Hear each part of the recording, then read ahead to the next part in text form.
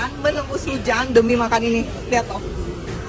Jadi resto ini tadinya tuh masih di pinggir jalan ya, udah ada dari tahun 70-an. Nah, menu favorit mereka salah satunya nih bihun goreng. Sehari katanya bihunnya aja bisa habis 20 kilo. Jadi bihunnya direbus dulu, didinginin, baru digoreng. Nanti isiannya udah disiapin nih sama si ibu cantik di sini. Isinya tuh ada daging ayam, hati, bakso, udang, sayur-sayuran, bisa tambah lapcong juga. Yang masak juga sabar, ini bihunnya diurai-urai dulu. Jadi setiap helainya itu terbalur bumbu, terus ada wangi smokinya. Hasilnya satu porsi sebesar ini cuma 55.000. Porsinya brutal. Porsinya sih bener-bener ya.